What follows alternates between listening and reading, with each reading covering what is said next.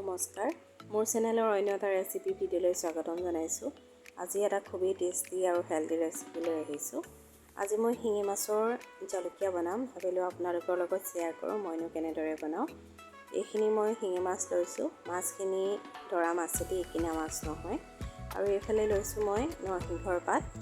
প্ৰথমে নৰসিংহৰ পাতখিনি মই ভালদৰে ছিটিয়াই ধুই ল'লোঁ আৰু এনেদৰে মিক্সি বাতিত মই পেষ্ট এটা বনাই লৈছোঁ। আৰু আনফালে কেৰাহী এখনত মই মাছকেইটা অকণমান ফ্ৰাই কৰি লৈছোঁ। বৰ বেছিকৈ ফ্ৰাই নকৰোঁ। আৰু লগতে এইফালে গৰম কৰি লৈছোঁ জালুক কেইটামান।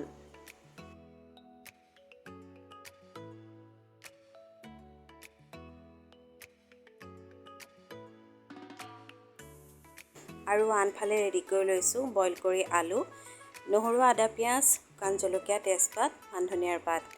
একেখন কেৰাহীতে মই এইখিনি ৰঙচুৱা হোৱালৈকে ভাজি ল'ম।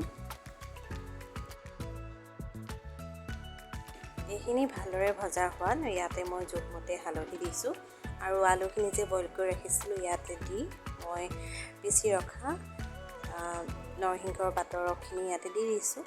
লগতে দিম এতিয়া মই সোৱাদ অনুসৰি নিমখ আৰু মই জালুকখিনি ইয়াতে দি দিলোঁ, কিন্তু মই ভিডিঅ' কৰিবলৈ নহ'লে। আৰু লগতে মই 1 কাপ গৰম পানী দিছোঁ। বেছি পানী মই নাই দিয়া, আমাৰ দুজনৰ বাবেহে বনাইছোঁ। আপোনালোকে পানীটো নিজৰ ইচ্ছামতে দিব পাৰে।